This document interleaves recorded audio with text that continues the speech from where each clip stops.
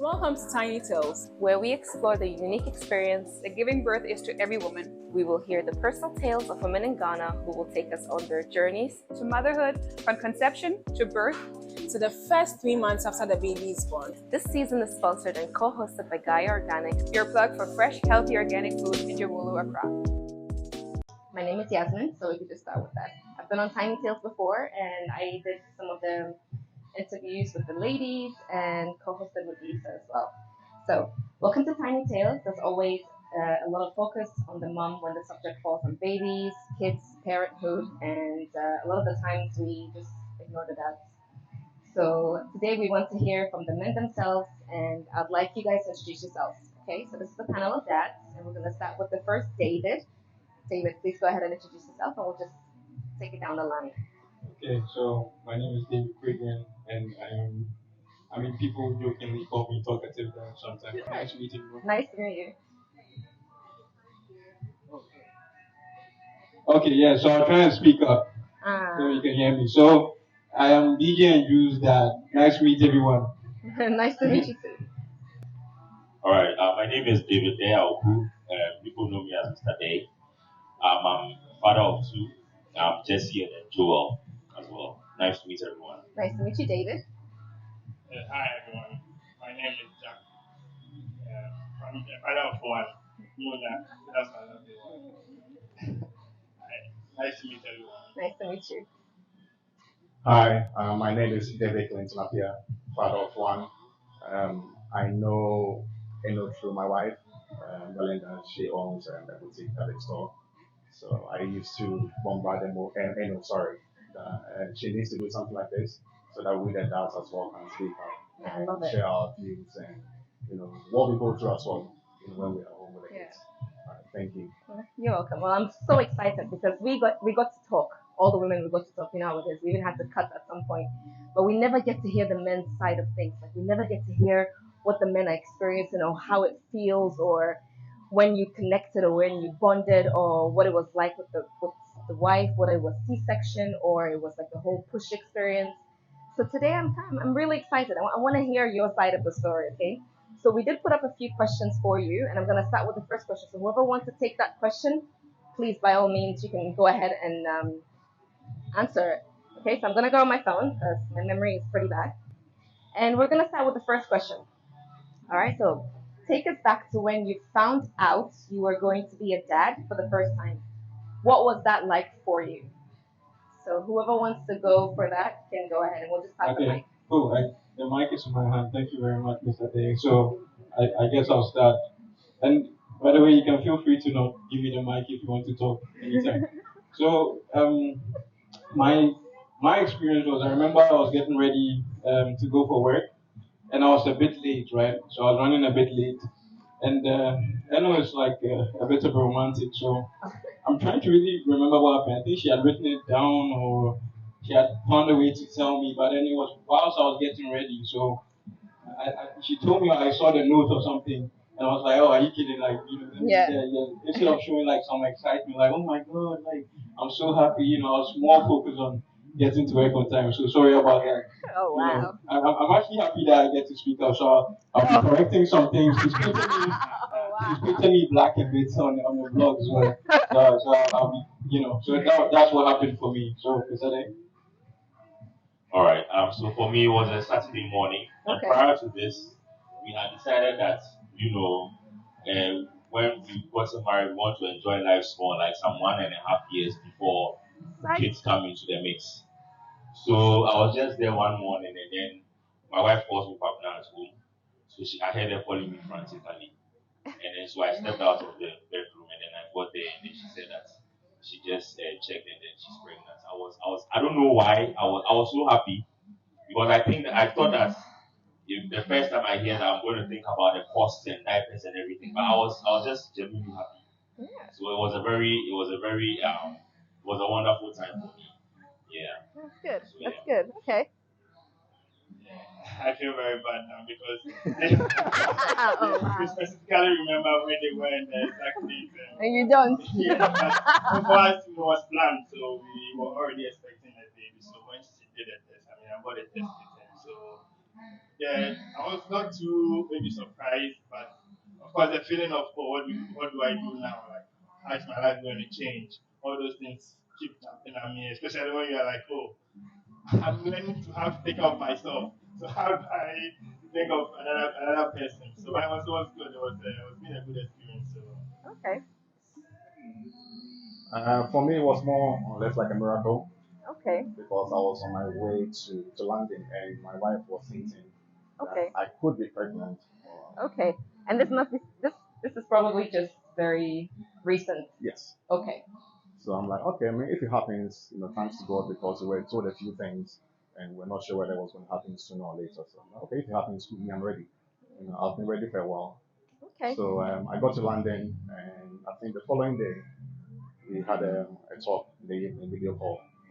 And she was like smiling and, like what you ladies do. Yeah. And that's when she told me that, oh, it's actually positive and she's pregnant. I was very happy. I cried a little bit. Oh, wow. Okay. No, because knowing you don't expect something to happen that soon, Yeah. so I was overwhelmed and I cried a little bit. I don't think she knows that bit. Yeah. Yeah. Well, now she does. Now she does, yeah. Yeah. Okay. So dad of one, dad of one. How about baby number two?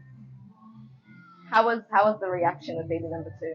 Was it expected? Was it like oopsie or? Yeah, so baby number two was planned, right? Okay. I think that how the surprise bit didn't come. We wanted a girl. So the surprise bit didn't come when we realized she was pregnant. The surprise bit came when we went for the scan and realized that it was another boy. Yeah, but it was. I mean, we're better prepared the second time around, and we were actually expecting because just needed a sibling. Okay. It was getting too clingy to us, so yeah. Okay, well, for us, he didn't get a chance to be clingy. He was Oh. still a baby, So for baby number one, for me, it was like expected. I wouldn't say it was planned like we're planning like this year is when we're having a baby, but we know what we do in the bedroom and everything. We just got married, so I'm like, if it comes, it's going to come. That's why I wasn't so surprised as he wanted me to be surprised. So for baby number two, that was a surprise. Because actually after number one, I was done. The funny thing is, I was done. Really? I was like, yeah. Like the sleepless nights, crying, like I wouldn't say I was ready as I could have been. So for number two, it was a bit of a surprise, especially like it was months, right? Months after number one, and yeah, and I was a bit scared at the time as well. I remember I was like switching between jobs or something. So for financially, I wasn't prepared. Yeah. But I mean, God being so good, like everything fell in place and just catapulted, and I was very supportive when he came. Yeah, and he's just like me, so it happened. I don't want to use.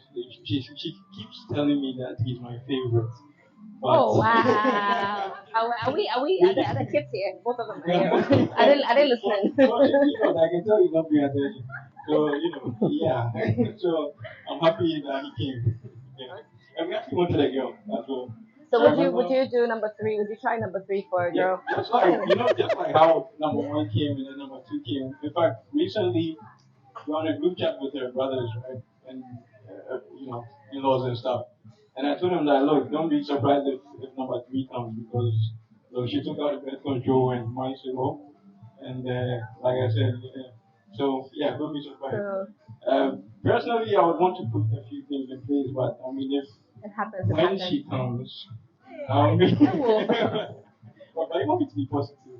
Yeah, I'll be ready to embrace her. Information is good. Because both need to be a girl too. So. And then you get another boy. They'll be like, okay, we'll try again. For number four. Another boy. Happens to a friend of mine. 5 boys. I remember I sent her a post. There was this one couple that tried it, I think 7 or 8 times, and then nah. Eventually, he's gonna snip it off. Suck it in. And you're just doing this, like you're not even gonna. I'm not like we are done. Because I feel like it's a personal principle of mine, and I keep saying this when I go for my events. I say that the first child is intentional. You want to have your first child. Second child is companionship. Why is a third child necessary? I'm a third one anyway. I'm a last one anyway, out of three boys. But anyway, I feel like the last one is just for shady Sure. reasons. So I'm last one to say Yes, because the difference between me and my second brother is 10 years.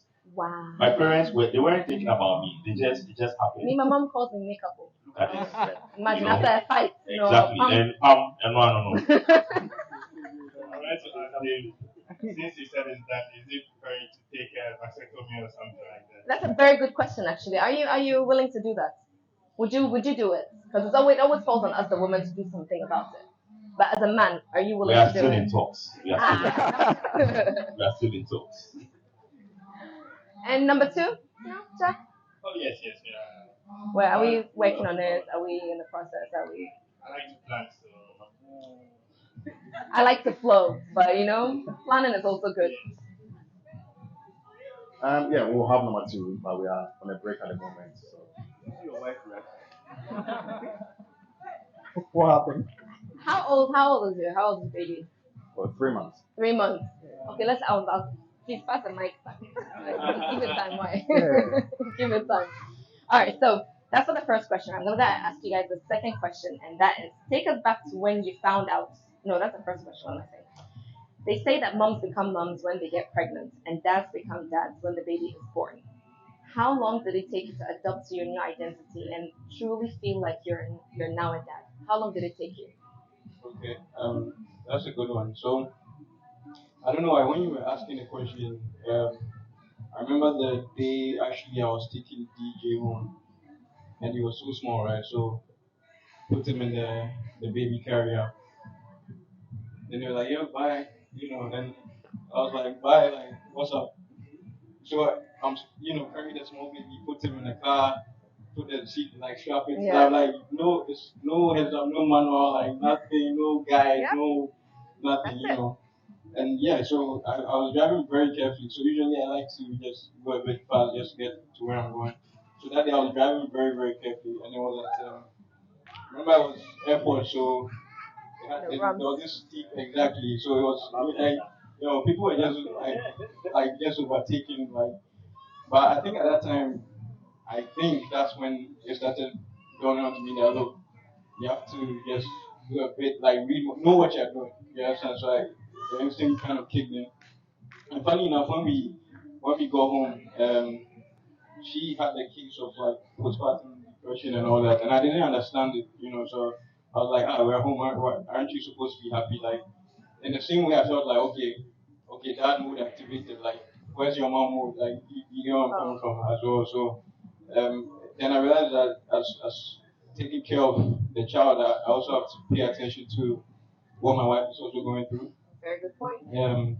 But really, I didn't understand it. I was like, what is your problem? That kind of thing. So I think it was literally that drive as we were driving with the. But before you proceed, I just want to hit on one thing. Speaking about what she was going through, it's nice and it's a good thing that you actually paid attention and you noticed. But what did you do about it? How are you helping her out of it? Because sometimes it could be really bad. Like there's some really bad cases out there. The first few days, honestly, I mean, obviously, I came around. I was being a bit of an a-hole about it.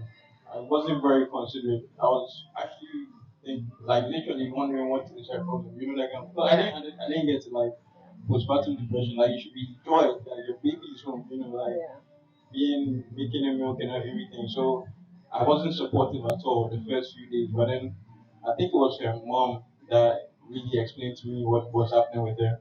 Then I realized, okay, I need to just be a bit more caring, just be considerate with my words, don't be upset with her because of what she's going through. So try and make her comfortable. So like if she needs something, just frequently ask her what she needs and stuff. And I was either on leave or I was working from home around that time, so I could spend a bit more time with her and with the baby as well and with her mom. So it was all like hands on trying to make things stable because it was a change for all of us, that kind of thing. Yeah. So that was it. So initially not supportive, it took me a while, and then after that, I think I did a good job. Yeah. Would you say you did a good job? Eventually, we're happy with I'll that. say not the first few days. Yeah.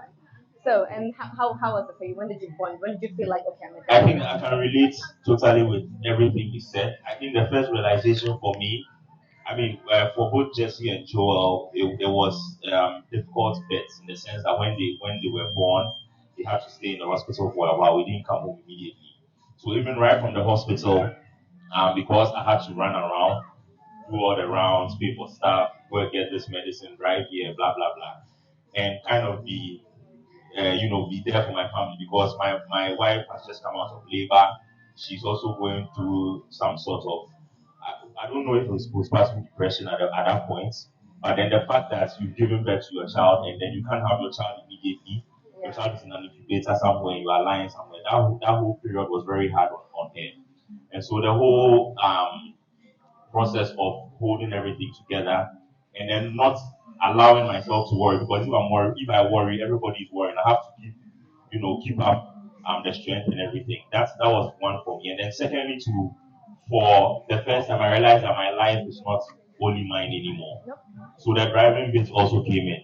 I became the most careful driver in Accra because I thought to myself, if something happens to me and I die right now, Yeah. I'm leaving all of these people behind. So for me, it was that, and then one of the most defining moments of our marriage basically was the fact that I don't know why, but I had this mentality, and it's a typical African man mentality Yeah. that okay, the child is for us both, right? But prior to us having the child, we were both 50-50 helping around in terms of income and Yeah. whatnot. Yeah. Now you have the child, you are home, and I still have to go out and kind of carry the double load. Yeah. Why should I come home and come and take care of the child when I get back? Oh, And wow. at the time I was working and then doing my masters as well. So it was a very stressful period for me. So my wife called me. She kept complaining about it, but one day she called me and actually had a frank conversation with me. And I actually sat down one time, asked her to go out with her friends, and stayed at home to watch the kids. Jesus Christ of Nazareth. why why would I put someone through this? So it made me understand that motherhood is a full-time job. It's no joke. So the fact that I'm out there, I'm going to work, I'm working 2 jobs or whatever, I'm going to school, doesn't mean that when I come back home, I cannot allow my wife to sleep. And then when the child cries, I'll wake up. So basically, and it worked well too. I'm a very light sleeper. Okay. So ever since we had that conversation and then we started that routine, to this point, whenever the child 3 a.m. the child wakes up to cry, I'm the first to wake up. I started that intentionally, but it became a habit for me. And little by little, I found different ways and means. For me, it's helping my wife, but at the same time, it's bonding with the children as well. Definitely. So bathing the kids, playing with them, being there for them. Sometimes I even want to work from home because I want to spend time with the kids as well. So it's a wonderful feeling really. And my motivation for it, I always want to find. I'm a romantic as well, but sometimes I like to find a logical motive for things so that it pushes me further. So my motive for this is that once I do that, my wife likes me more. Like or love. I think we've gone past like. Yeah, I mean, love there is constant, but so yeah, she loves me more. She likes me more because I'm a very supportive husband for her, and then at the same time, my children also like. There are lots of people who don't like their dads as they grow up, basically. So those two are my key motivations for it. That's good. It's good that you're actually using the kids to stay close to your wife. Yeah. A lot of the times, kids come in and then there's some kind of natural drift. Exactly. But you're actually the opposite. Yeah, I learned something. I forgot who told me this. That it was either a counselor or somebody said that the best way to be a good husband is by being a good father. Yeah. So once you take that direction from the kids, because your wife appreciates that, and then that adds up to you can buy her the world, but if you are not a good father to your kids, Then it it really makes no doesn't. sense. Yeah. No, you're right. You're right. Jack, tell us. Yes. These two have interesting stories. Go, Jack. Yes, for me, shout out to all the lovely ones. My wife got me a book, audio book, that really helped me to become like a dad really quickly. It was by, I don't know if I can mention that with Oh, please go ahead. Macaris, Okay. a midwife, 20 years experience in the UK. Okay. I think the title is Men, Love and Death. Okay. So it really helped me a lot, shape my mentality. So it really gave me an idea of how the pregnancy process would be like. So then I felt like that. And then once I could feel the kicks and everything, then you knew that it was real now. Yeah. And then reading to the palm and all that stuff. So we didn't even know the sex as well because we wanted it to be a surprise. Yeah. So we gave it our own name. If it's a male, this name. Yeah. So then reading to it really helped me through the process. I don't have like an elaborate story like Yeah, this. but you would say you bonded when you started feeling the kicks and Yes, stuff. You, yes, you felt like a definitely. dad, like okay, Yes. this is it. It's real now. Okay, all right. For me, my mentality changed when I found out she was pregnant because I knew it's a different world now. Yeah, It's not just about us, it's about us and yeah, the newborn that's coming. yeah, So I started thinking about all sorts of things when I was doing the shopping and everything. I was like, okay, now I can't buy for myself, I have to buy for yeah. the baby first, my wife, before I buy for myself. Yes. So I had to change that mentality very quickly. Yeah. But it activated more when my wife went into labor, and that was the most painful day of my life. She knows it. She was meant to deliver later, but the came earlier, so I missed it because I was away. Yeah. The doctor called me around 8 p.m. Now we are taking your wife in. She has to deliver in 20 minutes. Were you in the country or were No, you no, like out of the out? country. Oh, And yeah, at that point, I felt very useless. yeah. I'm like, even if I had £1 million, I can't get to Ghana No. that night. Nope. Yeah. So I went home and broke down because Yeah. I felt like there's nothing I can do. Yeah. So I had to stay on the phone with her parents, the best friend, everything to keep me updated. Yeah. And that was even worse because I'm like, getting goosebumps right now because I Um, can feel, I can only imagine yeah. mentally what you were going through, I'm the dad. I'm the one supposed Yeah. to be telling my family what's going on, not Yes. the other way around. Yeah. So my dad called me and was like, "Oh, why are you crying?" I'm like, I'll call you back Yeah. because our parents are also different. My dad is different from how I am, and I also want to raise my son in a different way. Yeah. Our Different dad- generations. Our dads are very. It's normal. Just Yes. you It's don't- like that. yeah, it's like that's normal. Yeah. You come No the regards following to. day. Yeah. So as soon as it happened, the following day I had to tell my work people that okay, look, they knew about my coming away, so I just told them I had to push things. And as I came 2 days later and drive to the hospital, I'm like, okay, will I feel the whole when you hold your baby and people tell you stories. Yeah. When you hold your first child, you feel something. So I started imagining, will I Feel that. will I cry? Will I but I think that it was too much pressure. So I just get to the hospital. Yeah. Yeah, so I got that held in. I'm like, okay, this is real. I'm a dad. And that was 3 months ago. But when you held him, that's it. That was the bonding moment. That was the bonding moment. And similar to the other 2 days, Yeah. the drive home from the hospital, we were from Tema on the motorway. And coming from Tema to Accra, that side of the motorway is very Yeah. bad. Very. Portals and everything. I'm thinking, okay, how are we going to get home? People were honking behind you, especially motorway. I didn't care. Okay. No, at that point, I didn't care. Even when we got home, because we lived in an apartment, my wife was more worried that the Yeah. baby's going to cry. I'm like, I don't care. Oh. Because the baby might wake up the neighbors. I'm like, I don't care. Yeah. We have the baby here. The baby's healthy. That's what's important because she went through a lot. Yeah. Similar to what the baby was saying. We didn't come out immediately. We stayed there for about a week. Okay. And had to do all the Back and forth, back and forth, yeah. back and forth. Slept in the hospital with them. Then I'll come home. Yeah. I'll come back again. So yeah, it was very interesting. But And with wife being in the hospital for like a week, how were you of support to her? Apart from the fact that you're going back and forth and stuff, emotionally, how would you say? I tried to be there as much as possible.